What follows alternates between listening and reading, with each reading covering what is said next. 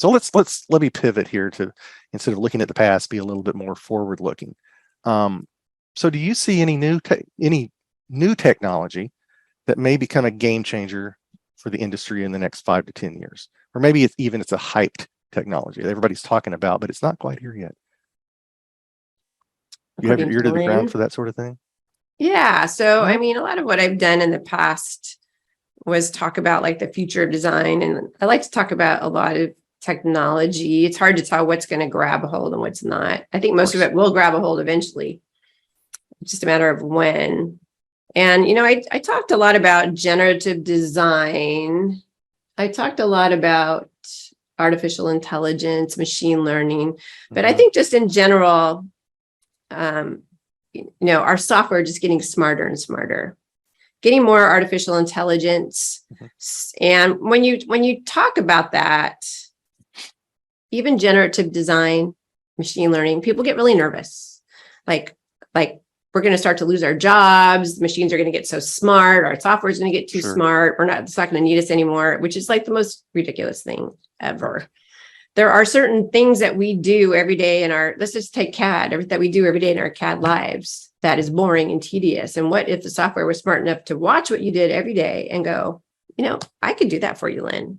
Something even as simple as every time you dimension, Lynn, I notice you like to dimension like this. How about if I just do that for you? Do you think I would say, oh no, I prefer to do all of my dimensions myself?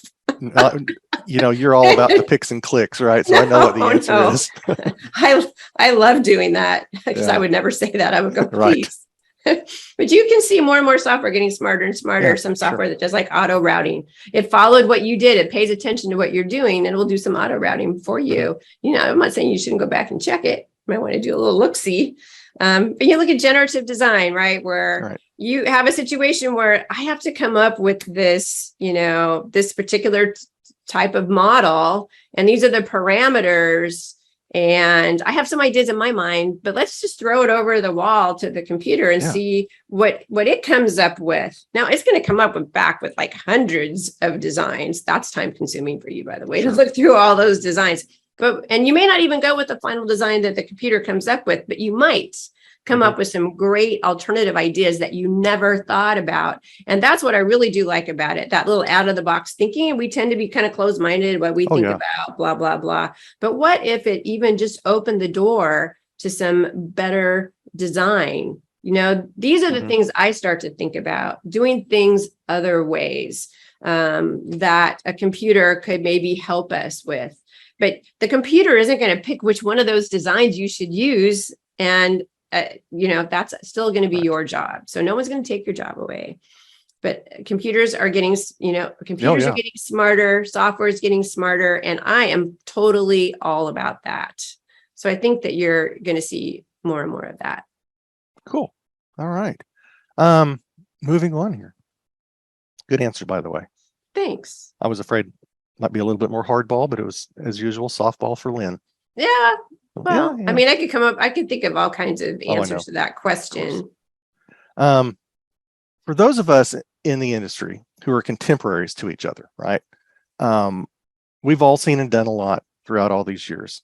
So my question is, what would you say your biggest accomplishment is in your career? What's your biggest accomplishment that you can look back on? Or maybe most important? My biggest accomplishment. I feel that when I first got involved, so I'm gonna pull out the female woman card here because when I first started in the industry, I was like the only woman, really, one of the only women, at least in the industry. I started teaching AutoCAD, and like every 10 classes, there'd be one woman. My classes were all men.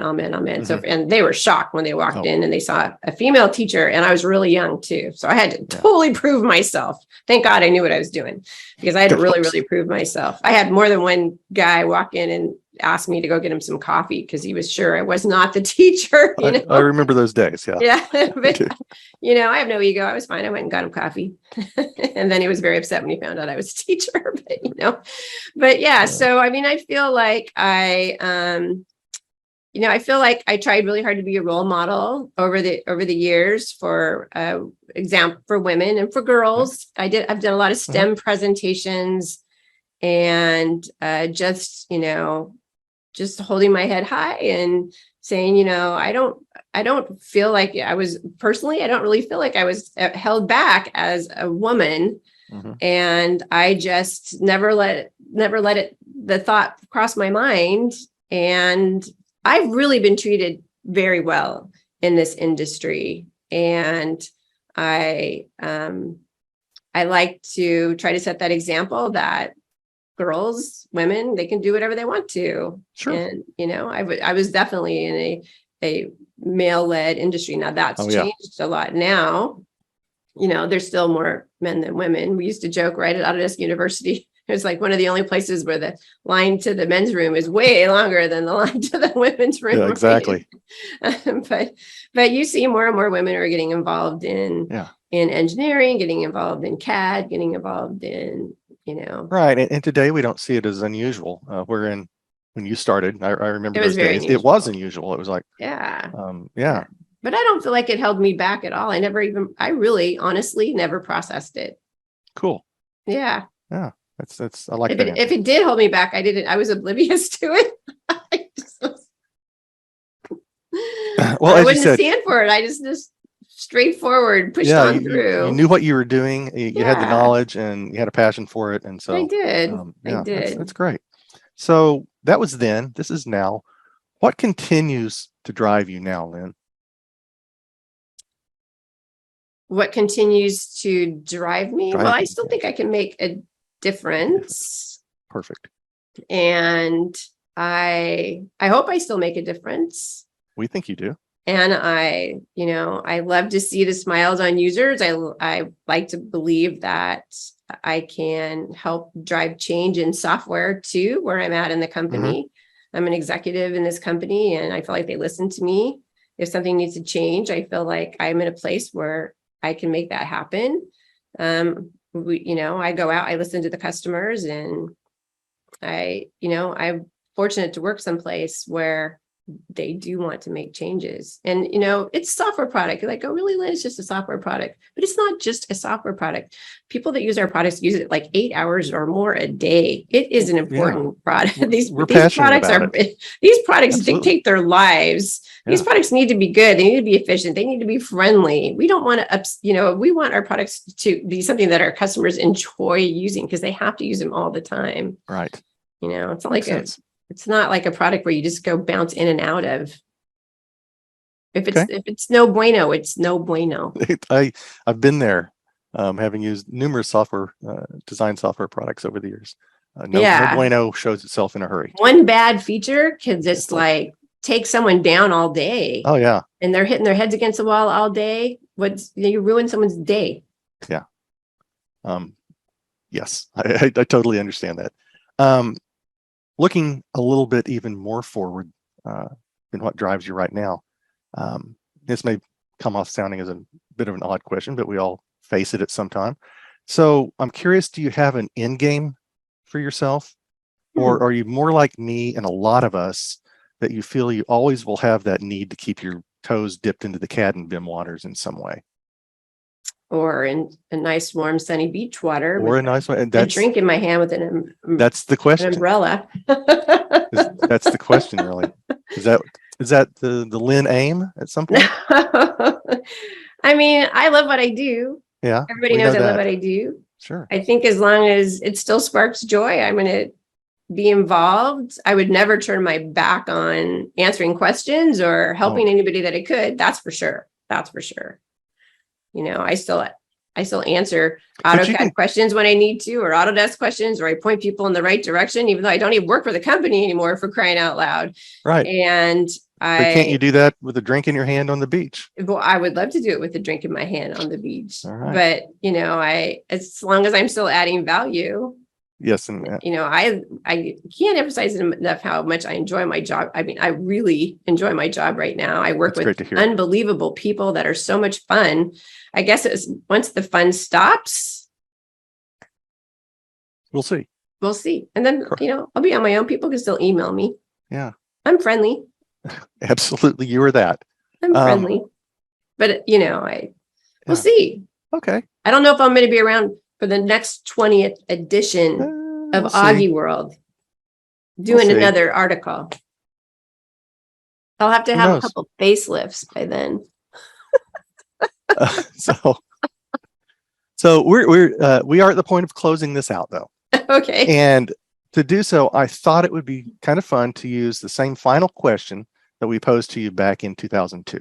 Don't expect me to remember that. I do not. Okay. I've slightly updated. Oh, yeah, I remember. Yeah. Oh, okay. Just let me go, Frank. I can't even remember who was interviewing me. I'm pretty sure I don't remember the question. Nobody else knows either, so don't worry about it. Okay. So the question then was, I've updated it just slightly for today's technology. If you were limited to offering just one bit of advice to a brand new CAD or BIM user, what would that be? So I'm assuming they're probably young. Probably. Not necessarily, but probably. But probably. Let's assume that they're like the next generation. I'm going to go with that. They're the next generation. So one of the things that I hear a lot from the next generation is, they're dealing with like our generation. And we got a lot of people that are entrenched in what they've been doing and happy with what they've been doing. And a lot of our generation doesn't like change, or they think they know it all, or, we know it all. We're wiser beyond our years and so on and so forth. And sometimes it's a little frustrating because the next generation, they have all these great ideas and all these things they want to change and all these things they want to do. And they just don't understand why, us baby boomers or whatever, aren't just willing to just go, okay, yeah, let's do all those things. Right. Instead, it's not uncommon for them just to get shut down. And it's very frustrating for them. So my advice would be, embrace the wisdom of your elders. Just say, oh my gosh, you guys are so wise. And that's fabulous. And when you approach them with new technology or new ideas, try to approach it in a way that would appeal to them, like the benefits, like if we bought this technology or we embrace this technology, or if you let me try this or whatever, this is going to save us this amount of time. This is going to save us this amount of money. This is going to mean you don't have to do this boring thing you do all the time. Show ways it's going to make other people's lives better. Okay. Because that's kind of what I do as an evangelist, right? I kind of, when I show people new technology, I try to put myself in their shoes and say, I'm going to make your life better with this technology. And if I can't do that, then I should not be selling that technology. And that's what you need to do when you want to walk into a new job and make big changes and you run into a wall. You got to sell it. You got to put yourself, the art of the sale. Yeah. You need to figure out how to phrase it in a way that they're going to want to embrace it while always acknowledging that they know best, I guess. Try not to get them to change too much at one time. Take it one step at a time. Try not to throw a whole bunch of software at them at one time or a whole lot of changes at one time. Baby steps. Also, if you throw too much at them at one time, they'll flip out. Cool. For sure. Well, especially the longer they've been entrenched in a certain product. You got to go just a little bit at a time. Right. I recall. And then you can probably, and then also once you, maybe it's just one little product you try to bring on board. And then once they go, wow, this is great. I'm so glad you introduced this to us. And that was a good idea. Then start to introduce other products. They'll believe in you. They'll trust you. And then eventually they'll go like, man, this guy's amazing. Or woman. Or gal. Right. Yeah. Is amazing. Exactly. And they'll start to trust you more. You got to earn that trust first, though. So start with something little, build that. Sounds like great advice to me. And whatever it is. And different than what you gave as an answer 20 years ago. What did I say 20 years ago? Well, I'm not going to, that's a spoiler alert. And I'm going to invite all our readers and viewers to go out, find that article, read it for yourself. And I'm afraid to read it. I'm afraid of how much I said about that very embarrassing moment in my life, not as much as you think. which You I left out still all cannot go back to. I think it was in Argentina, wasn't I it? think you said it was, yeah. It was Just Argentina. a slight I blocked it dialect. from my mind. Yeah. You can never go back to Argentina. Yeah. It was a bit of hilarity. It was And hysterical. yeah, and it was a good read. So everybody go out and find that issue from 20 years ago.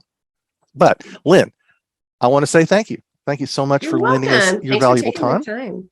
time. I know the readers and viewers will enjoy this interview, hopefully for years to come, just like they did with the one in 2002. So people go out and find that link.